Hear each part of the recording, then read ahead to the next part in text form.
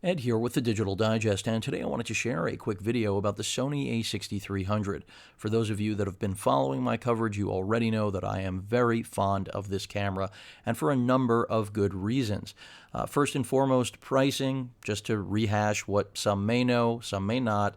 You're looking at a $1,150 US kit here with the included kit 16 to 50 power zoom lens, which I don't think is amazing. It's been around since the NEX6, so definitely not a new piece of glass, even though it was a remake of the old non-power zoom version and also shifted to a pancake form in order to complement the small form factor of Sony's mirrorless interchangeable aps-c cameras, which are now, of course, part of the Alpha brand, have been for a while.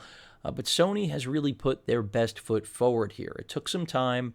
We saw the A7R2 change the DI world, both in still and video capability, and the A6300 picks up exactly where that camera left off. And you don't need to buy the kit. Of course, you can get the body only for $1,000 US, applicable taxes.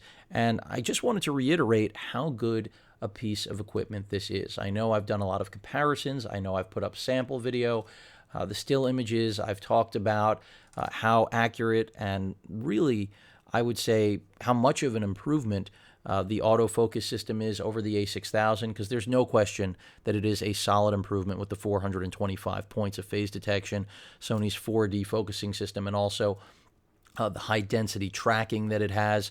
Still no touchscreen, but we do still have an articulating display, which I think is important for many users to get low angle shots. But then when they don't want to rely on the actual screen itself, they can always defer to the EVF. And the EVF is amazing. Easily the best EVF on any camera outside of the A7R Mark II, which, remember, is a $3,200 body. Also, look at the size of this camera. With the kit lens, it fits in my palm. And of course, when you throw on more expensive, larger, either prime or zoom lenses on this E-mount, even if they're full-frame E-mount lenses, which of course will work as well, you're just going to be astonished by the still and video performance this thing cranks out. So remember, on the still side, 24 megapixels, 11 frames per second, great autofocus system, but then you also have UHD video at Super 35, which means no pixel binning, or you can go 30p instead of 24p, which is what the Super 35 mode is, 100 megabits per second, by the way. And at 30p, it'll be, a pixel binned full readout of the sensor. So not a clean readout, but that's where you're going to get the most information, but not necessarily information you want. That's where the Super 35 really is just amazing. Despite being 24p, I know a lot of you would like to see the higher rate, but the video on this camera really is only second to the A7R Mark II. I won't say to the A7S Mark II, because that's a different beast altogether in terms of its low lighting prowess. But you also have the capability 120 frames per second, 1080p, so slow motion video also here. Now that's not done in camera, it's just recorded at that frame rate. You'll have to do that in post, actually slow it down, but you'll have enough frames that, of course, it will be slow motion 5x slow motion video, which is really nice to have. Really a pro feature, I would say, in a camera that does have, S-Log and video profiles for grading, which other companies are starting to copy and duplicate, because, of course, that is a Sony feature. It's only something you're going to find with Sony. So now I know Canon's coming, has their own grading realm that they're trying to build into hybrid cameras like this. How well that's going to do, I really have no idea. I just know that their solution is $2,000 and like 4 times the size. And, here sits the A6300 in my hands that also has a little bit of weatherproofing. I'm not going to call it weather sealed, but moisture and dust resistant. No in-body stabilization. Stabilization is in the glass, so keep that in mind. Some prime lenses do not have stabilization, but then you can always throw an adapter on here and adapt any glass you want, and that has also matured quite a bit with the different variety of third-party adapters that are out there other than Sony's own offerings, which also make the glass faster. So really, I would say this is the camera of the year for 2016. I know it's still early here in April. The camera has been out less than a month, but just about a month now. And I can tell you without hesitation, I don't think we're going to see something that will best the performance to price ratio. Forget the form factor from any manufacturer out there. I could be wrong. I don't think that I will be. The only things that are negative, if I had to pull a negative here, again, this is not my full review, is that I'd like to see Sony upgrade their Wi-Fi. I wouldn't mind if they added a touchscreen as long as we could actually actively turn it on and off. I still wouldn't mind if they actually relocated the video button. And beyond, upgrading the Wi-Fi, NFC, of course, is fine, but the Wi-Fi capability would also be to see them bring in-body stabilization. I know a lot of you are looking for that, but remember that would change the form factor. It would change the price. I mean, they even did give us a microphone port, something you did not have on the A6000, the previous gen camera.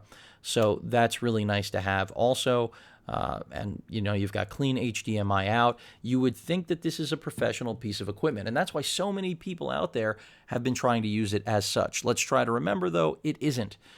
It is prosumer, no question about it. It's an aps-c mirrorless camera. Still first, video second, even though its video is exceptional.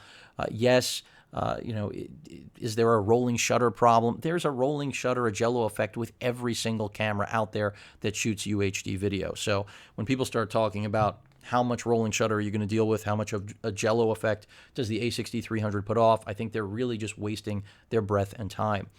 The reality is, again, no one is going to match this year. That's my prediction. If they do, great. It'll just be a better marketplace and landscape for potential buyers like you and me, pro, amateur, enthusiast, hobbyist alike. But right now, if you're looking for the best imaging and video capability that money can buy in the smallest form factor, it just happens to be in the smallest form factor. It didn't need to be, but it is.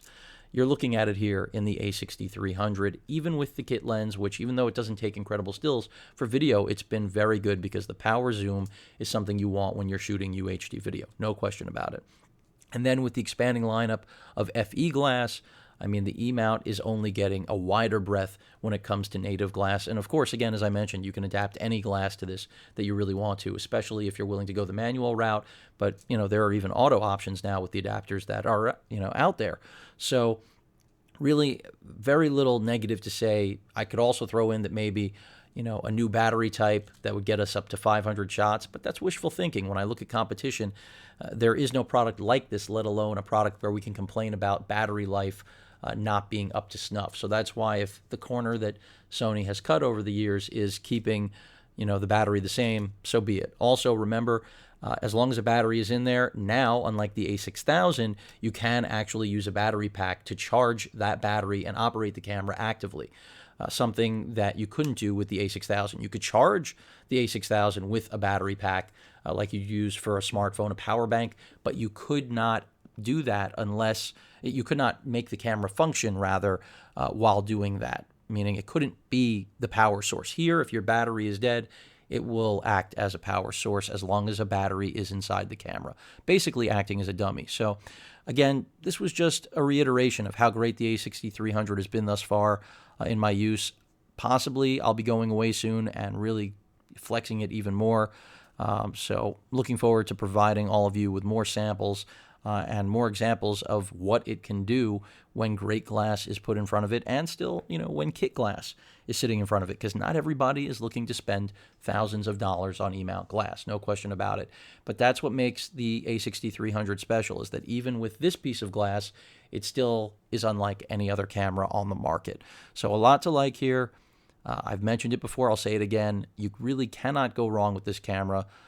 In my opinion, no matter what use, as long as you respect its limitations and understand that, yes, video overheating will happen. Who knows? Sony may push a firmware release. I don't know this, but they did it for the A7R Mark II, even though this is a smaller body, less expensive body. If they could do it in the A7R Mark II, I wouldn't be shocked if it could happen here in the A6300. But I don't think it's a big enough issue, quite frankly. But who knows? Any questions or comments, please feel free to post them. Hit that like button, and as usual, please feel free to subscribe. Later.